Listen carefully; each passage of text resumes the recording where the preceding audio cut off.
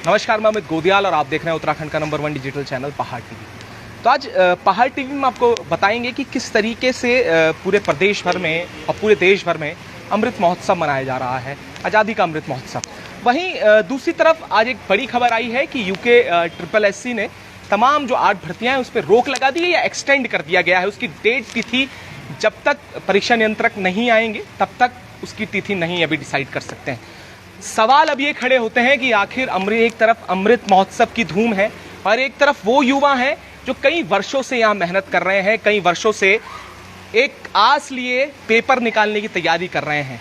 वो युवा साथी भी हमारे साथ है, क्योंकि देखिए हमने पूरे शहर भर में देखा किस तरीके का माहौल था और उसकी दूसरी तरफ एक फेस आपको दिखाएंगे जो ये युवा साथी हैं। ये वो युवा साथी हैं जो इंतजार कर रहे हैं कि आखिर कब उन्हें नौकरी मिलेगी। पेपर देते हैं, पेपर लीक होता है, आखिर जिम्मेदार कौन है? और उसके बाद जब जिम्मेदारी की बात आती है तो मात्र इस्तीफा आता है। इस्तीफे के बाद तमाम खबरें सोशल मीडिया में आती हैं। आखिर उन सब का जिम्मेदार कौन? और युवा जाए तो जाए कहां? सालों की मेहनत और उत्तराखंड सिर्फ रह गया है एक भ्रष्टाचार का अड्डा। ये हमने तमाम चीजें देखी। हमारे साथ युवा साथी भी हैं और इनसे सीधे बात करते हैं। और प्रश्न यही है, अमृत महोत्सव आजादी का क्या लगता है, कितने आजाद हैं वो युवा जो एक बुनियाद होता है इस देश की, इस प्रदेश की? वो मेरे ख्याल से कई वर्षों से निराश है। वो देख रहा है आस की तरफ कि कुछ होगा, कुछ नौकरियां लगेंगी, ये तमाम चीजें होंगी। कैसे देख रहे हैं इसको? सर, मैं सर्वप्रथम कहना चाह रहा हूँ कि हमारा जो उत्तराखंड राज्य है ये पर्वतीय जिला इस पे ज़्यादा हैं, तो हमारे पास रोजगार के जो अवसर है बहुत कम है। तो सर मैं ये बताना चाह रहा हूँ कि हमारा जो प्रदेश का युवा है वो रोजगार के लिए सरकारी नौकरी की तरफ ज़्यादा आकर्षित रहता है। उसमें जो है आज के समय में अधिकतर लोग जो है यहाँ बड़े बड़े जो शहर हैं हमारे यहाँ के, उनमें जो है आके तैयारी करते हैं। मैं खुद 2013 से यहाँ देहरादून में जो है मैंने अपनी ग्रेजुएशन करी और भी पढ़ाई करी और उसके बाद जो है मैं लगातार तैयारी में बना हुआ हूँ। मुझे बहुत निराशा होती है कि जब हम कोई एग्ज़ाम देते हैं और एग्ज़ाम निकाल लेते हैं और उसके बाद जो है परीक्षाओं में अनियमितता आती है, तो इससे जो है कहीं ना कहीं हमें जो है बहुत निराशा होती है। और इसमें जो अभी पेपर हैं वो भी कहीं ना कहीं अभी जो है सब पेपर पीछे चले गए हैं। मेरे जो भाई तैयारी करने वाले हैं उनको कहीं ना कहीं वो भी 2-4 महीने या 5 महीनों से तैयारी अपनी लगातार जारी रखे हुए थे और अब जो है जब वो एग्ज़ाम पीछे चले गए हैं वो भी काफ़ी निराश हैं। मैं खुद ही सोशल मीडिया के माध्यम से बहुत सारे भाई लोगों से मैं मिला, तो उन्होंने भी यही बात कही कि जो है अभी जो पेपर हैं ये पीछे क्यों चले गए हैं। अब जो है इसका कोई कंफर्म नहीं है कि 2022 में वो होंगे या 2023 में होंगे। तो जब चुनाव आएंगे तो शायद तब तक वो पेपर हो पाएंगे और जब वो पेपर होंगे उसके बाद कोई गारंटी नहीं कि उसमें जो है कोई गड़बड़ी नहीं होगी और उस पेपर को फिर जो है किसी राजनीतिक अवसर का शिकार नहीं होना पड़ेगा। हमें पता नहीं होता, देखो जब एग्ज़ाम हम तैयारी करते हैं तो हमें पता नहीं होता कि उसमें कौन भ्रष्टाचारी क्या कर रहा है। हमारा कोई दोष नहीं होता है। हमारा जो ध्यान होता है दिन रात सिर्फ पढ़ाई पर होता है। आज के समय पे हमारी जो भर्ती है ये भी एक प्रकार से आज जो है इस मोड़ पे खड़ी हुई है कि हमें भी पता नहीं कि हमारा भविष्य क्या है। अब हम जो है इस ओर भी देख रहे हैं कि हमें जो है नए अवसर भी, मैं खुद दिव्यांग आदमी हूँ और मैं देखता हूँ 5 साल में एक बार जो है कोई भर्ती में जो है हमारे लिए अवसर बनता है। ना तो क्लर्क में क्योंकि टाइपिंग से रह जाते हैं, फिजिकली जो भी आते हैं उस पर भी रह जाते हैं। तो हमारा ध्यान होता है कि हमें जो है कोई जो है ऐसी भर्ती आए जिसमें हमें अवसर मिले। अभी फ़िलहाल जो भर्तियाँ हैं मुझे खुद जो है उम्मीद है कि जो है LT की भर्ती आएगी। LT मेरा B.Ed है तो मेरा CTET भी क्वालिफाई है और मुझे लगता है कि अगर ये आ जाती तो हमें एक अवसर मिलता। पर यहाँ तो जो LT वाली भर्ती है उसका अभी तक कुछ निर्णायक मोड़ आया नहीं है। और अब क्या सरकार जो है जब तक ये 2022 तक इसको पूरा करेगी उसके बाद 2023 में शायद जो है विभाग जो है इसमें कुछ जो है अध्याचन आयोग को भेजेगा और तब जाके 2024 में कहीं जो है ये भर्ती आएगी और हमारी उम्र जो है लगातार जो है कहीं ना कहीं बढ़ती जा रही है। ये सवाल बहुत बड़ा है। देखिए अभी जो पूरी जांच चल रही है, वीडियो PDO प्रकरण चल रहा है और ये अभी अगर मैं बात करूंगा तो सोशल मीडिया में तमाम लोग हैं इसका विरोध भी कर रहे हैं। मेहनती छात्र ये लगातार कह रहे हैं कि उन्हें ज्वाइनिंग मिलनी चाहिए। वहीं दूसरी और वो भी छात्र हैं जो कह रहे हैं कि ये निरस्त होनी चाहिए। पर देखिए सवाल ये है कि जिम्मेदार कौन है और जिम्मेदारी किसकी है? आखिर सरकार पूरा विज्ञापन निकालती है, उसके बाद आउटसोर्सिंग कंपनियों को ये पूरी तमाम कार्य दे दिए जाते हैं। सवाल देखिए यहाँ पर सबसे बड़ी बात है, पूरे उत्तराखंड में आउटसोर्सिंग के नाम पर जो अभी पूरा मायाजाल रचा जा रहा है, हमने लगातार ये देखा कि किस तरीके से आउटसोर्सिंग कंपनीज युवाओं से पैसे लेती है, उसका ज्वाइन करवाती है, और बड़ा खुलासे पूर्व में भी हुए हैं इसको लेकर। तो क्या कितनी संभावनाएं हैं कि ये सही तरीके से कार्य कर पाएंगे या भविष्य में कर पाएंगे? सर, एक सवाल है, जिम्मेदार आखिर कौन है? ये एक भर्ती का मामला मैं नहीं कह रहा हूं, ये पहली भर्ती नहीं है जिसमें आज चाहिए जांच की बात हो रही है। इससे पूर्व में भी भर्तियां हुई, सब पर आरोप लगे, सब पर जांच हुई, और लगातार ये आया हुआ है। एक नेताजी के बयान भी आए, पूर्व मुख्यमंत्री थे, उन्होंने कहा कि आयोग को भंग कर देना चाहिए, और वो वही व्यक्ति थे जिन्होंने इस आयोग का भवन में उद्घाटन किया, उन्होंने ही ये तमाम चीजें रखी, पर आज वो बात डालते हैं आयोग को भंग कर देना चाहिए, ये भ्रष्टाचार में लिप्त है। एक दोहरा चरित्र तमाम नेताओं का, किस तरीके से देखते हैं?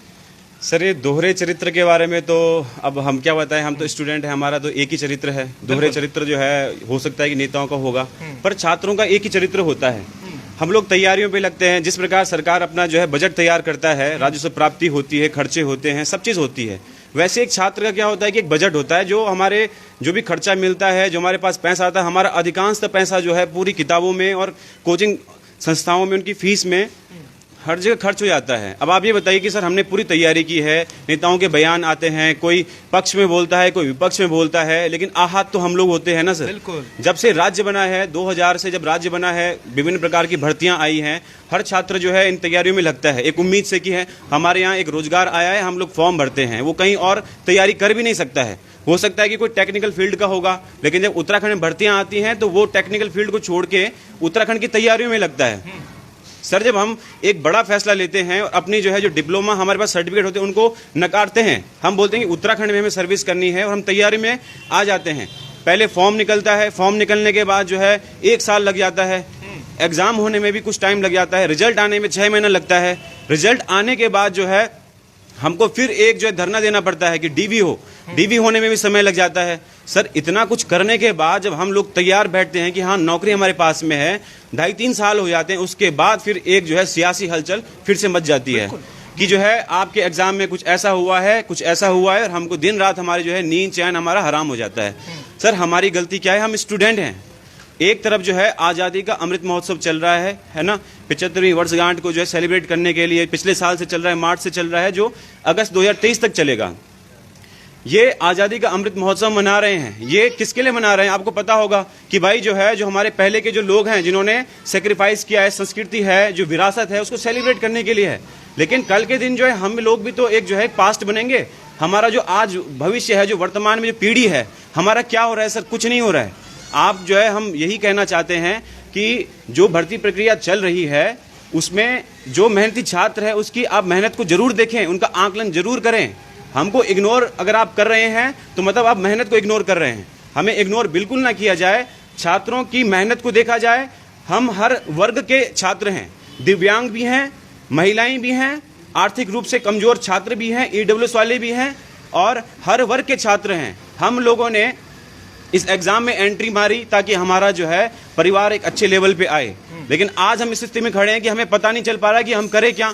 हमारा लोअर पीसीएस के एग्जाम थे, अब बहुत सारे लोग बोलते हैं कि दोबारा एग्जाम हो जाएगा तो हम लोग जो है कर लेंगे।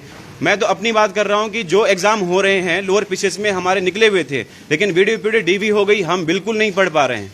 पढ़ना बहुत मुश्किल है। जितना आप जो है इंसान एक जो है भावात्मक होता है तो कैसे हम तैयारी कर लें। ऐसे बहुत सारे वर्ग के हैं यहाँ पे जिनके बहुत सारे एग्जाम है, लेकिन वीडियो के चक्कर में कोई तैयारी हमारी हो नहीं पा रही। हमारा बहुत जो है मानसिक तनाव में भी रहते हैं।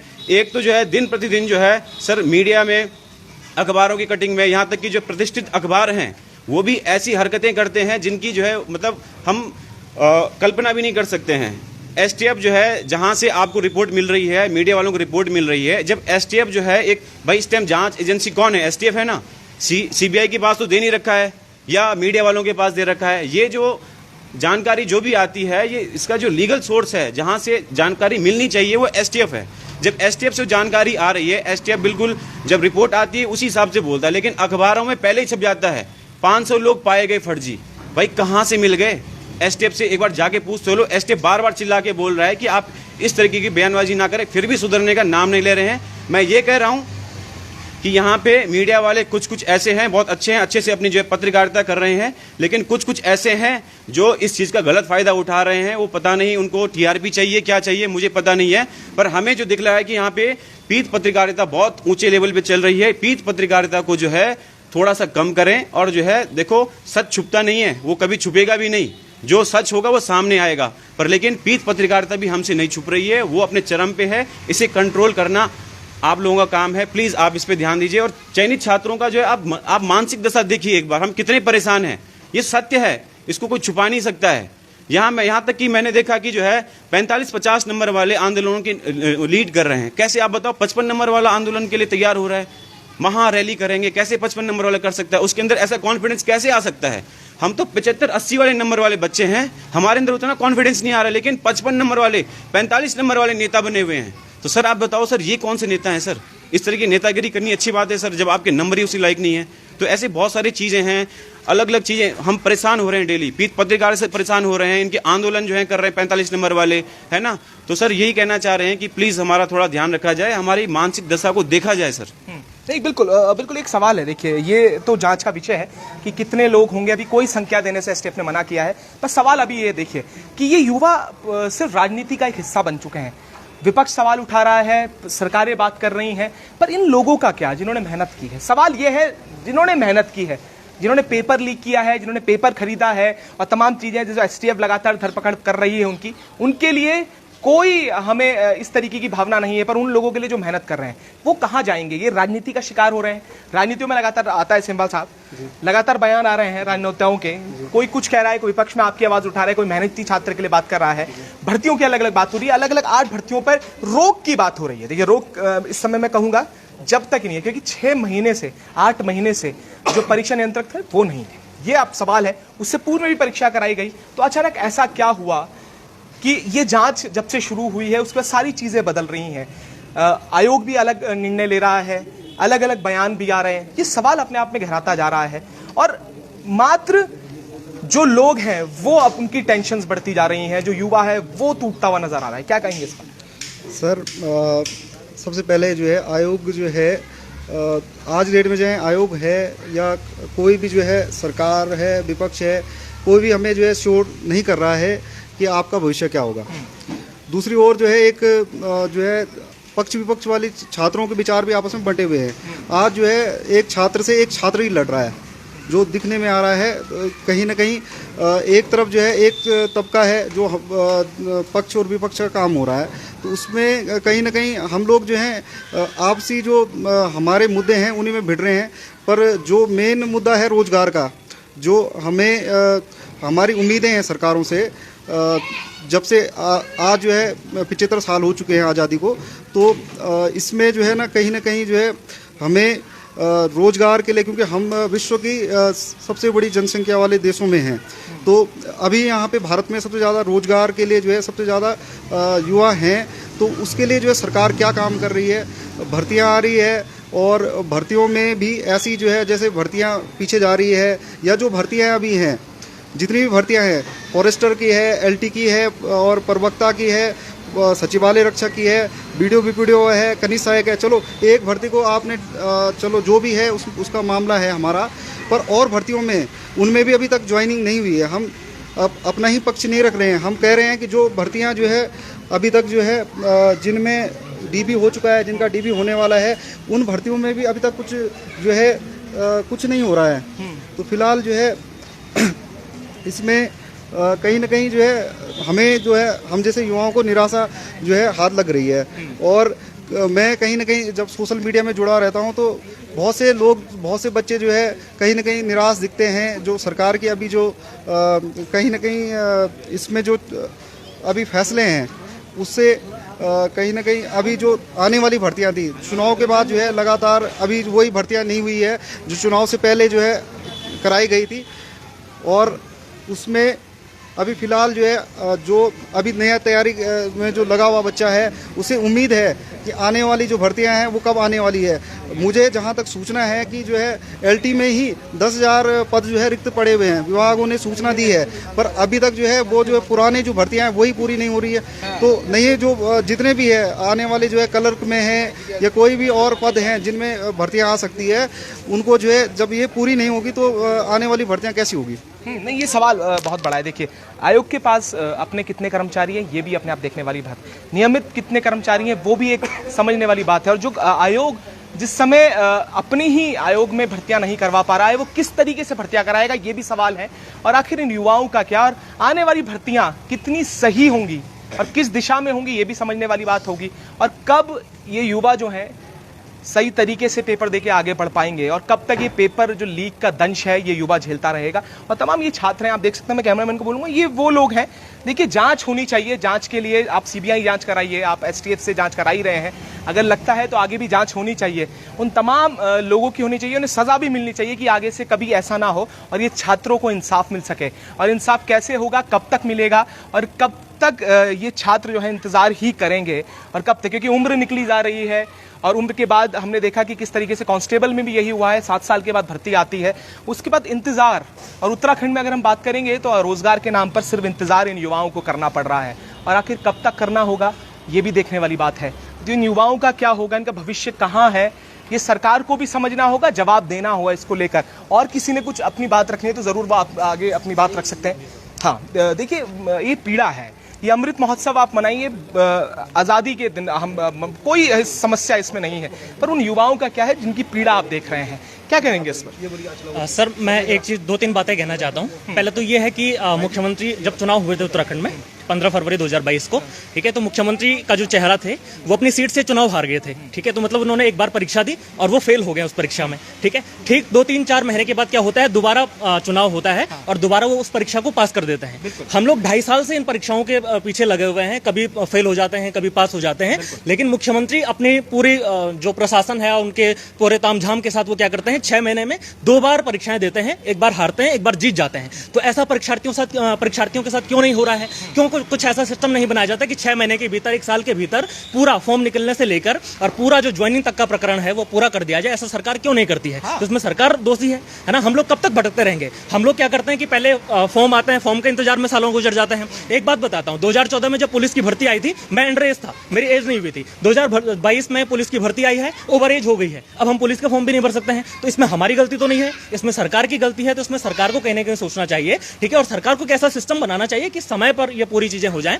और दूसरी बात यह है कि फॉर्म निकलने में इंतजार सालों हो जाते हैं, फिर हम फॉर्म भरते हैं, फिर फॉर्म भरने के बाद आंदोलन करने पड़ते हैं कि भाई साहब पेपर करवा लीजिए या सर पेपर करवा लीजिए, आयोग पेपर करवा लीजिए। फिर बड़ी मुश्किल से पेपर होता है, पेपर होने के बाद रिजल्ट का इंतजार करते हैं, रिजल्ट के इंतजार करने के बाद फिर डीवी के लिए आंदोलन करना पड़ता है। डीवी के आंदोलन के बाद ऐसी देखो परिस्थितियां, सबके चेहरे उतरे हुए हैं, बेरोजगारी कलम मेरे चेहरे पर देखिए, देखो बाल देखो कैसे हो रखे हैं, दाढ़ी कैसे हो रखी है, बाल कैसे हो रखे हैं। हमारे परिवार लगातार, मेरे पिताजी दुकान चलाते थे और जब रिजल्ट आया तो मैंने अपने पिताजी को कहा कि पापा अब हो गया है, हमारा परिणाम आ गया है, मैं वीडियो बन गया हूं, तो अब दुकान बंद कर दीजिए, अब मैं क्या करूंगा कि सरकारी नौकर बन जाऊंगा या सरकारी हम लोग मुलाजिम बनेंगे तो काम करेंगे। अब पिताजी लगातार पूछते हैं कि क्या कर रहे हैं आप, क्या हो रहा है, ये सारी, तो उनको बहुत कष्ट होता है, पीड़ा होती है बताने में कि ऐसे ऐसी चीजें चल रही हैं। और हमारा दुर्भाग्य ही हम लोग कहेंगे कि हम सब लोगों का दुर्भाग्य है कि ऐसी चीजें हमारे साथ हो रही हैं। हालांकि जांच का विषय ठीक है, क्योंकि जांच नहीं होगी तो फिर चीजें नॉर्मल नहीं होंगी, लेकिन जांच तय समय पर हो, सरकार अपना स्टैंड रखे, सरकार क्लियर हम लोगों को थोड़ा सा आश्वासन दे कि आप लोगों के साथ अन्याय नहीं होगा। मुख्यमंत्री जी, इनकी सरकार कुछ कहने के लिए तैयार नहीं है,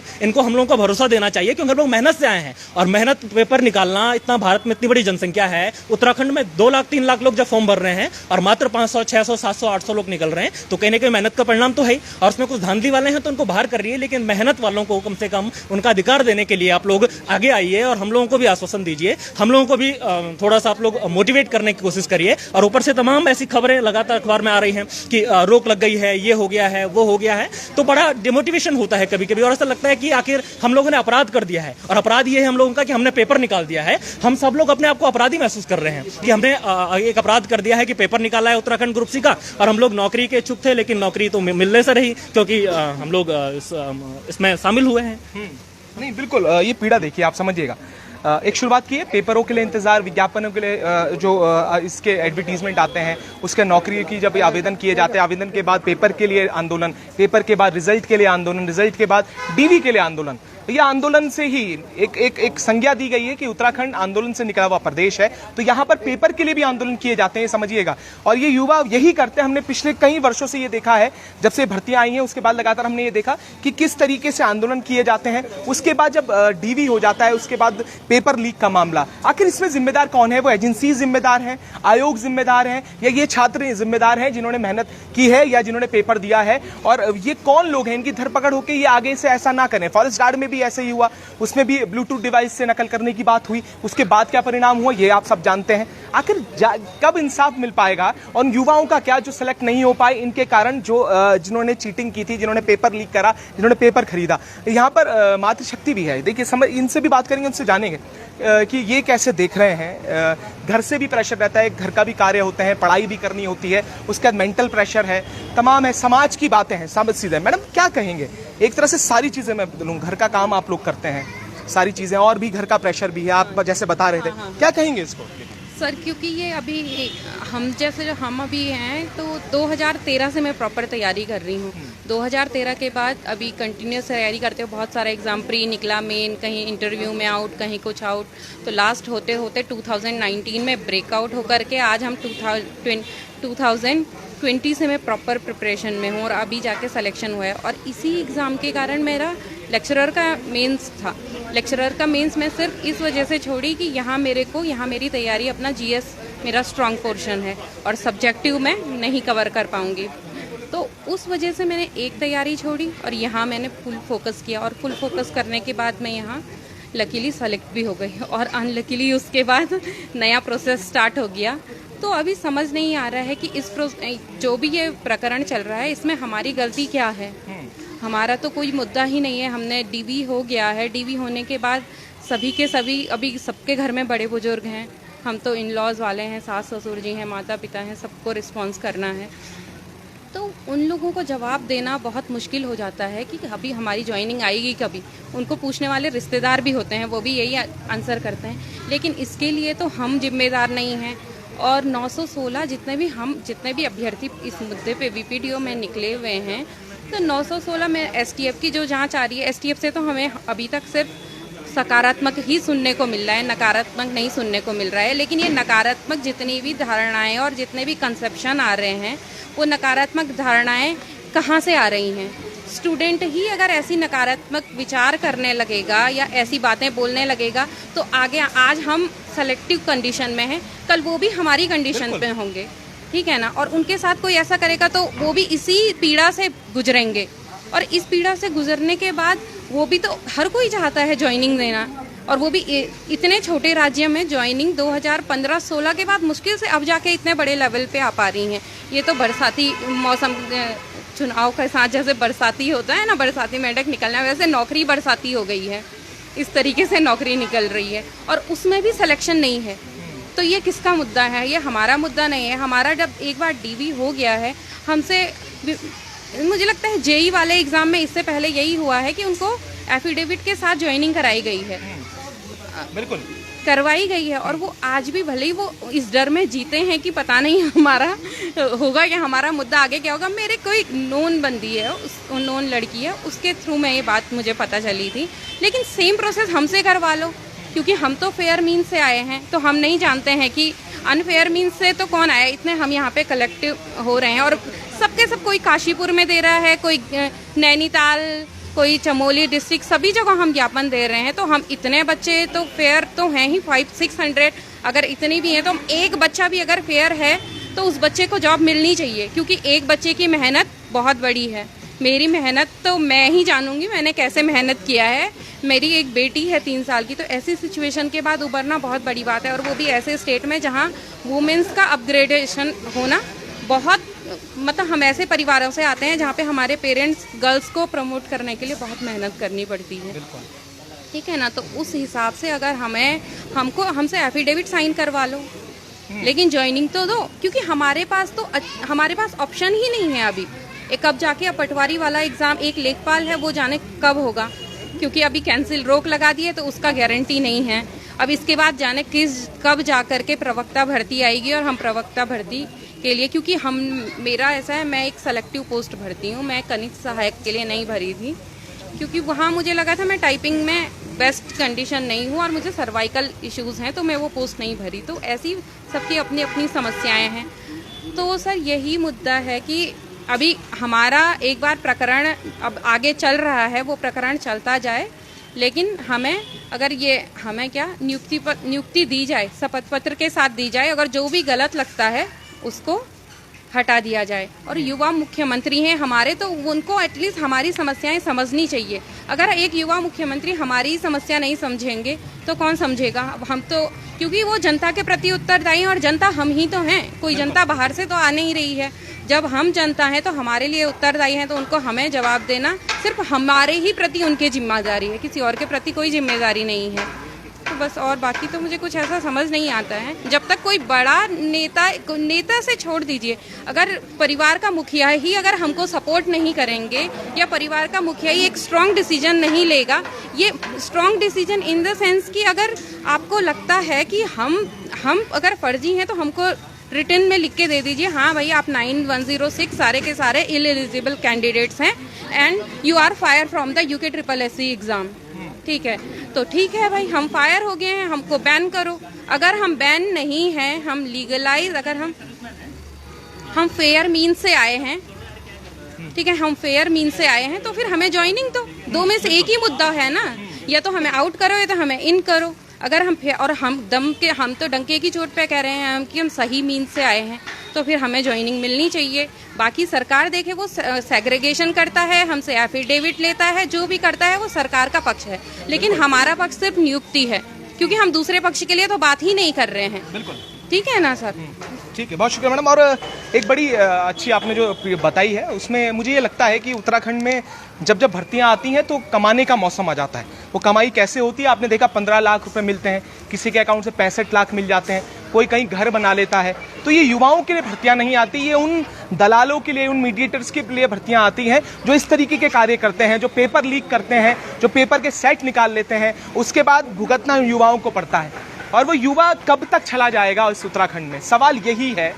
और यही आखिरी संदेश लेते लेते इस लाइव को भी समाप्त करेंगे कि क्या कहेंगे। अमृत महोत्सव एक तरफ और इन युवाओं की पीड़ा एक तरफ, और कौन सुनने वाला है और कौन सुनेगा? क्योंकि आज ये लोग यहाँ पर खड़े हैं, कल जो सेलेक्ट नहीं हुए वो भी यहाँ पर खड़े हो सकते हैं, उनकी भी समस्या ऐसी हो सकती है, उनकी भी हालत ऐसी हो सकती है। तो ऐसा भविष्य में ना हो, हम यही चाहते हैं, और आयोग भी सही तरीके से कार्य करे और तमाम जो एजेंसीज हैं, आउटसोर्सिंग एजेंसीज हैं, वो भी तरीके से काम करें। क्या आखिरी संदेश के साथ कहेंगे आप? सर, आखिरी में हमारा संदेश जो है 3-4 पार्टियों को है। पहली पार्टी वो है जो कोचिंग संस्थान वाले हैं, जो अभी तक जो है बच्चों को बुला रहे हैं, आओ आप जो है भ्रष्टाचार के खिलाफ लड़ाई करो। भ्रष्टाचार के खिलाफ लड़ाई में हम भी सर अग्रणी हैं। हमने जो है हर लेटर में लिखा है कि हमारी जांच हो। जिस प्रकार हमें डीबी के लिए बुलाया गया है, मैं एक खुले मंच पे बोल रहा हूं कि हम 916 बंदों को बुलाया जाए, हमारा शपथ पत्र लिखाया जाए। हम बोल रहे हैं, लिख के दे रहे हैं कि जो है किसी भी स्टेज में अगर हम दोषी पाए जाएं तो हमें उसी टाइम जो है तत्काल प्रभाव से जो है हमें पद से हटाया जाए। इसमें हम कभी भी रोएंगे नहीं। सर, आप ये देखिए सर, हम जो है बच्चे मेहनती छात्र हैं, हर जगह शर्तों पे हम ही ढल रहे हैं।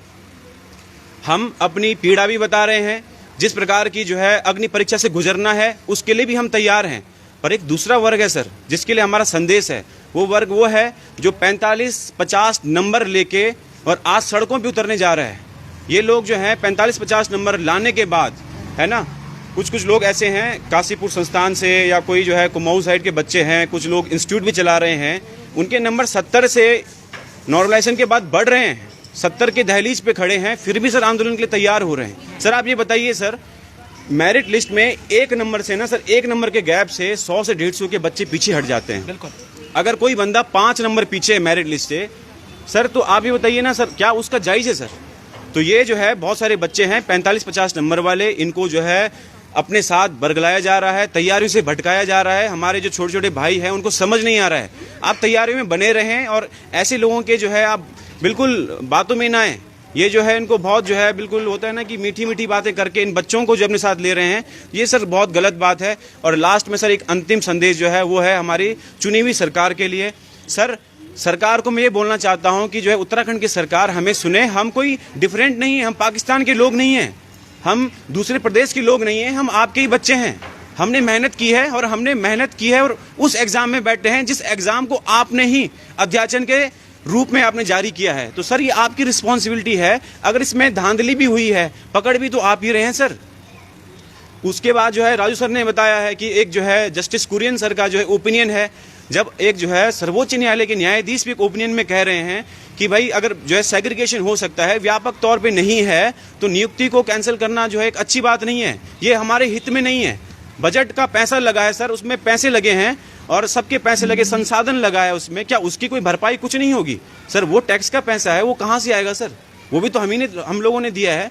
तो उत्तराखंड सरकार से हमारा एक रिक्वेस्ट है, निवेदन है कि सर हम आपके बच्चे हैं, हमने आपके द्वारा स्थापित प्रक्रिया में पार्टिसिपेट करके हम एग्जाम में बैठे हैं, आप ही के द्वारा स्थापित प्रक्रिया में हम डीवी के द्वारा चुने गए बच्चे हैं। सर हमारा ध्यान दे, संज्ञान ले। और हमने खुद लिखित तौर पर दिया है, अगर जांच प्रक्रिया में कहीं पे भी दोषी पाए जाते हैं सर, आप हमें कभी भी बाहर कर दें, लेकिन हमारा करें सर। और दूसरी बात, अभी कुछ बच्चे जो 40-45 वाले, 50 वाले आंदोलन पे बैठने जा रहे हैं सर, एक चीज बताइए, जब 50 नंबर वाला आंदोलन के लिए बैठ सकता है सर, हम मेरिट लिस्ट वाले बच्चे हैं, हम 75, 80, 85 नंबर वाले बच्चे हैं सर, अगर वो बैठ सकते हैं तो हम क्यों नहीं बैठ सकते हैं? इसमें अगर ऐसा ना, इसमें अगर मेहनती छात्रों के साथ अन्याय होगा तो हम लोग खुद तो बैठेंगे, जितने मेहनती छात्र हैं वो तो बैठेंगे, अपने माताजी, पिताजी, अपने भाई बहन, जितने भी हमारे नाते रिश्तेदार हैं, जो हमारे हितैषी हैं, हमारे शुभचिंतक हैं, हम सब लोग सबको लाकर आयोग के बाहर और विधानसभा के बाहर बैठेंगे। और तब तक उठेंगे नहीं जब तक हम लोगों को ज्वाइनिंग नहीं मिलेगी, जब तक हमारे साथ न्याय नहीं होगा। और सर दूसरी बात यह है कि 45-50 वाले नंबर वाले जो बच्चे हैं जो बिल्कुल ऐसे ही बैठ रहे, उनके अंदर हो सकता है शक्ति ना हो, वो आंदोलन में आएंगे, हो सकता है कि वो 2 घंटा बैठ के भाग जाएं, पर लेकिन सर हम लोग मेहनती हैं, हम लोग सच्चे हैं, ईमानदार हैं और हम लोग पीड़ित हैं। हम किसी भी हालत में जो है सर ये वाला आंदोलन इस टाइप से नहीं चलेगा कि 2 दिन बैठ गए, क्योंकि हमारी जेन्युइन रिक्वायरमेंट है, हम मेहनत से हैं सर। हमारे माँ बाप, हमारे जो है हर कोई आएगा, गर्भवती महिला भी आएगी और जो है बुजुर्ग आदमी भी आएगा, उसके पिताजी, हर कोई बीमार, हर कोई आएगा सर। हम बैठ जाएंगे सड़कों पे, ये मैं नहीं बोल रहा हूँ सर, सब चयनित छात्र बोल रहे हैं सर, सब परेशान हैं, ये हमारी आवाज। और हम कोई एंटी गवर्नमेंट के लिए नहीं बैठ रहे हैं सर, हम सरकार के विपक्ष में नहीं बैठ रहे हैं, हम सिर्फ बोल रहे हैं कि सर हमारे साथ जो अन्याय जो होने वाला है, जो लोग कह रहे हैं कि ये जो लोग जो है मेहनती नहीं है, ये जांच प्रक्रिया को चलने नहीं दे रहे, जांच प्रक्रिया से पहले ही बात उठा दे रहे हैं, रद्द करो सर। रद्द करना कोई सॉल्यूशन नहीं है, सरकार हमारा संज्ञान ले सर, हमारा यही रिक्वेस्ट है सर लास्ट में। ठीक है, आप सबका शुक्रिया। और देखिएगा कि एस राजू सर ने भी जब यहाँ गए थे तो इस्तीफा दिया, उसके बाद उन्होंने एक बात कही, उन्होंने कहा कि कई सफ़ेद पोश नाम हैं और एक सफ़ेद पोश नाम जब आगे आएंगे तो कई खुलासे भी होंगे। पर सवाल ये है कि अमृत महोत्सव की लगातार हम बात कर रहे हैं, इन युवाओं के साथ कब इंसाफ हो पाएगा? और उत्तराखंड में ये जो पेपर लीक है और इस तरह की जो धांधली है कब तक चलती रहेगी? हम भी नज़र बनाए हुए